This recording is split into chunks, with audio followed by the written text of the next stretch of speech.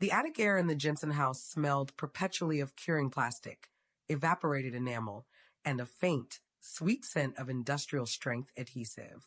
This was Arlo Jensen's world, a sanctuary meticulously insulated against the chaotic, shifting noise of the outside. Arlo, 15 years old, navigated his world through precision. His autism manifested not as a limitation, but as a hyper-focused lens. While the hallways of Eastside High were a cacophony of unpredictable movements and overwhelming chatter that left him rigid with anxiety, the 148 scale P-51 Mustang on his workbench was perfect. Its dihedral wing angle was mathematically correct, the tiny landing gear struts aligned within a fraction of a millimeter. He preferred the language of blueprints to the language of people. His current masterpiece, requiring almost 3 weeks of continuous evening work, was a Supermarine Spitfire Mk-9.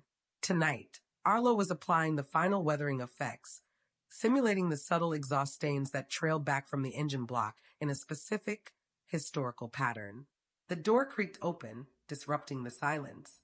Arlo flinched, his hand momentarily freezing the delicate brushstroke. "Dude, your concentration is terrifying," Jerry said, stepping cautiously over a box of unfinished paint pots.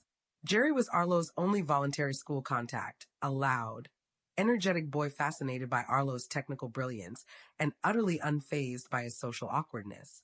"I am applying the oxidation where consistent with prolonged engagement in low-altitude operational sorties over the English Channel in 1944, Arlo stated, not looking up.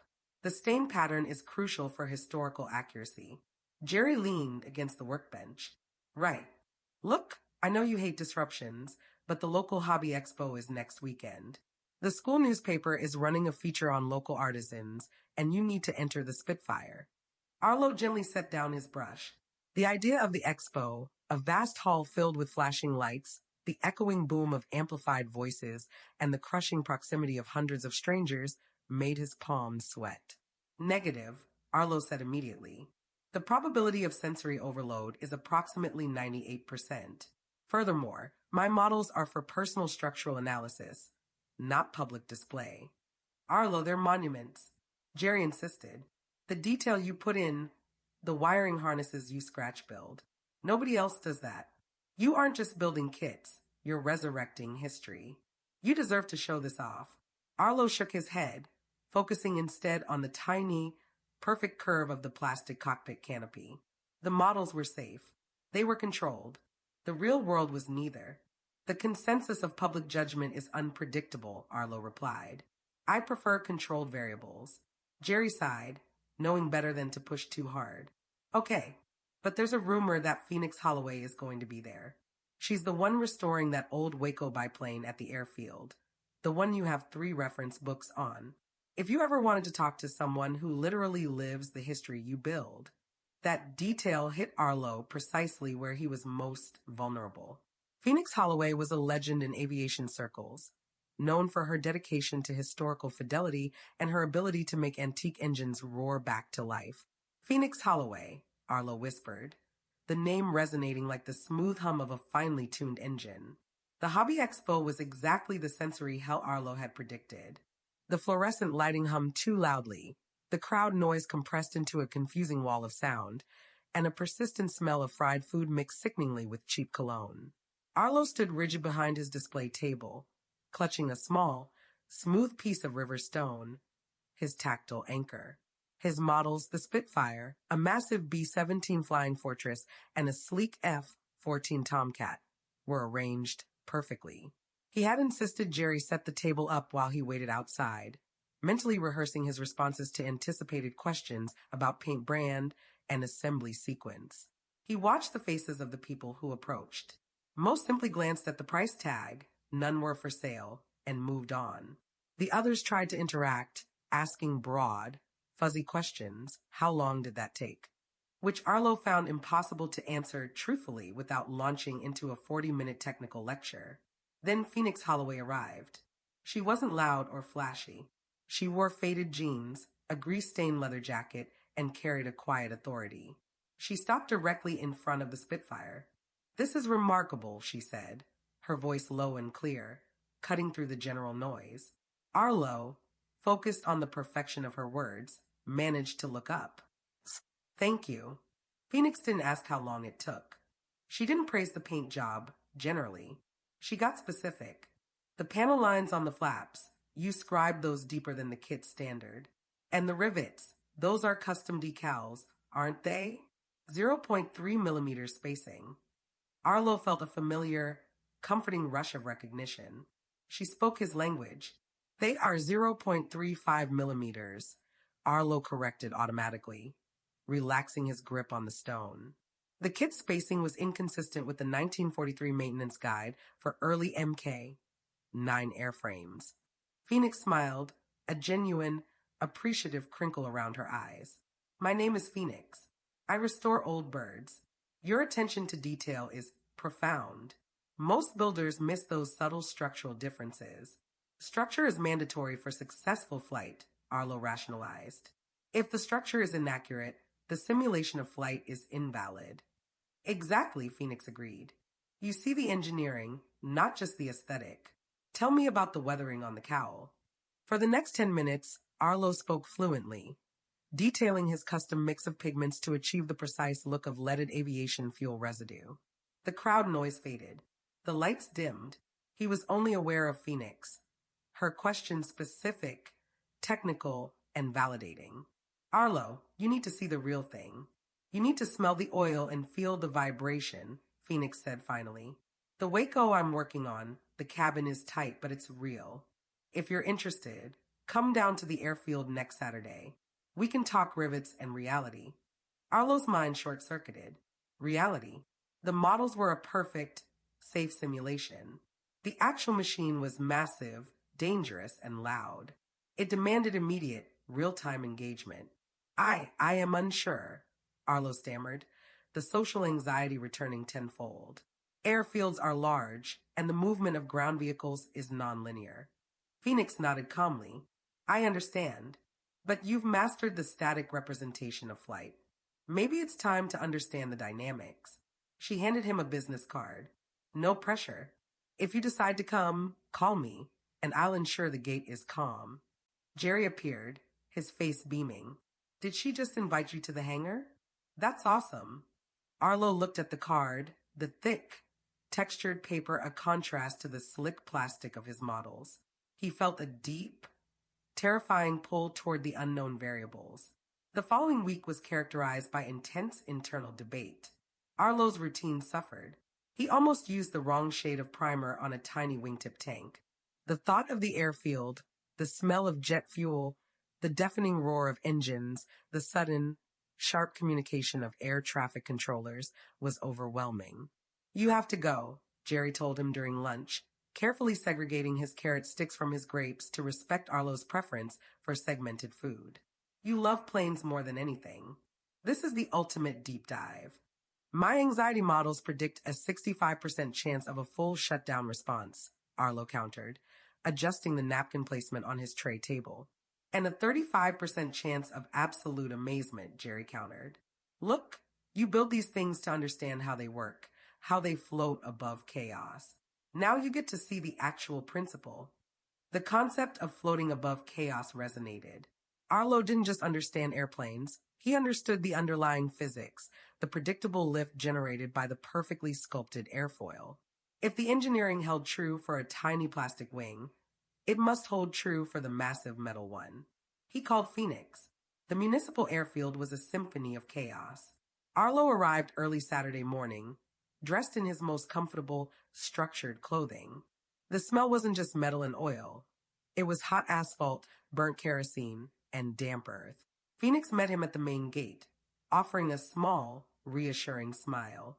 I promise calm, she said, leading him away from the busy commercial end toward a secluded hangar. We're working on the antique side today. Less turbine noise, more propeller thrum. The hangar was Arlo's equivalent of a cathedral. Tools were organized by function, parts were labeled by serial number, and in the center sat the Waco UPF 7 biplane, gleaming yellow and silver. It was real. Massively, overwhelmingly real. Arlo approached the plane, running a tentative finger over the top fabric of the fuselage. It wasn't rigid plastic. It yielded slightly. It's not perfect, Phoenix admitted, noticing his inspection. It's been bent, repaired, and recovered countless times. It has a life story. Arlo didn't speak for a full minute. He studied the cowling, noting the hammered imperfections in the metal that no model kit could ever reproduce. He traced the exhaust pipe, feeling the rough texture. The landing gear compression struts, Arlo finally said, pointing. They are configured for maximum dampening on grass strips. That is the original specification. You saw that right away, Phoenix marveled. Your eyes are trained for integrity. That's why I wanted you here. Phoenix spent the morning showing him the mechanics of the radial engine, its predictable firing order, the way the carburetor managed fuel flow. Arlo listened, his anxiety held at bay by the satisfying logic of the machinery. The deeper he dove into the technical details, the safer he felt. I respect the variables, Arlo admitted, watching an older mechanic tighten a wire. But I understand the constants. Ready to test the constants? Phoenix asked, her eyes twinkling. We're doing a short local hop to check the new magneto. You can be my co-pilot. Arlo's careful reserve dissolved into pure physiological panic. The noise, the height, the sudden, terrifying lack of a stable floor. Not in the model, Arlo whispered. Real, uncontrolled atmospheric conditions. The atmosphere is never uncontrolled, Arlo. It follows physics, Phoenix said, gently placing a hand on his shoulder. Remember all those tiny perfect wings you built? They all rely on the same Bernoulli principle. Your models taught you the structure of flight. Now let the structure hold you. The pre-flight checks were a blur of nervous nodding. Phoenix handed Arlo a headset, which offered the small mercy of noise cancellation, filtering the engine's roar into a manageable rumble. Climbing into the tight cockpit felt alien. Arlo buckled the harness, the heavy strap pinning him down. He focused on the panel layout, recognizing the altimeter and the airspeed indicator he had replicated hundreds of times in plastic. Remember, Arlo, Phoenix called out over the headset, this plane is predictable. We are merely following the sequence. The engine coughed, then caught, settling into a powerful, throbbing rhythm that vibrated through Arlo's entire skeleton. He realized, with a shock of sensory clarity, that this vibration was not random chaos. It was the predictable signature of an engine generating power. Phoenix taxied the Waco toward the runway. Arlo gripped the edge of the seat. His anxiety monitor went into the red zone. He wanted to flee, to retreat to the quiet sanctuary of the attic. The structure is holding, he told himself. The constant is holding. Phoenix advanced the throttle. The engine surged. They were accelerating, faster than Arlo had ever moved voluntarily. And then, the moment of transition. The ground dropped away. The sensory input changed instantly. The noise didn't vanish, but its context shifted. He wasn't in the chaos, he was above it. From 500 feet, the world was no longer overwhelming. The houses below were neat squares, the cars predictable streams of color. The lines were clean. The patterns were visible. Arlo gasped, not in fear, but in awe. See, Phoenix asked. Up here, Arlo, the chaos simplifies. The world below makes sense. Arlo looked down at the sprawling town, the confusing maze of East Side High, the hurried movements of people. From this altitude, the unpredictability vanished. The systems were clear. Everything obeyed gravity and topology. He realized the true purpose of his models. They weren't just a way to cope with the world. They were a preparation for the perspective he was experiencing right now. He had spent his life replicating the mathematical perfection of flight, preparing for the moment he would finally understand the world through that perfect lens. Arlo slowly lifted his hands from his death grip on the seat edge and reached toward the yoke, the control column that mirrored the one in his Spitfire model. May I observe the movement? Arlo asked. Be my guest, Phoenix said. As Phoenix initiated a shallow turn, Arlo placed his fingertips on the yoke, feeling the slightest resistance, the direct mechanical feedback of the ailerons deflecting in the wind.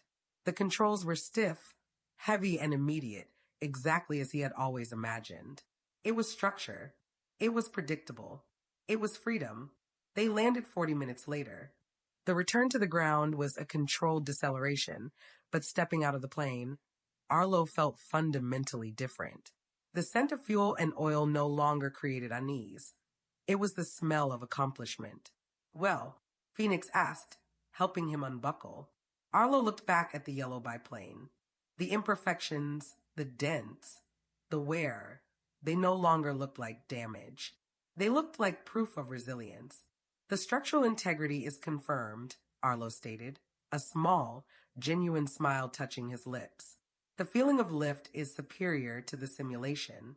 I knew it would be, Phoenix said. You just needed to trust the physics you already knew. Arlo went home that day and did not immediately retreat to his attic. Instead, he sat down at the kitchen table, pulling out a sheet of graph paper. He began sketching a design for a model of a radial engine. But this time, the model wouldn't just be based on blueprints. It would incorporate the subtle wear and tear he had seen, the true, lived imperfections of the system. The world was still loud, and people were still confusing. But Arlo realized his focus wasn't a defense against the world. It was the mechanism by which he translated the world into something understandable. He had built his world out of plastic to cope, and now, that world had given him the courage to fly into reality. He picked up his phone, something he rarely did spontaneously. He texted Jerry, Arlo, the Waco UPF-7 is a superior structure. We need to commence documentation. I will require photographic evidence of the engine bay. Jerry, yes. You flew. Was it insane? Arlo, it was logical. Arlo looked at the paper. He didn't need the small river stone anymore. He had the sky. He had accepted the variables because he now knew with absolute certainty that no matter how turbulent the journey, the underlying physics would hold true. He was ready for the next flight. That will be all for today. Don't forget to subscribe and hit the notification button. Goodbye.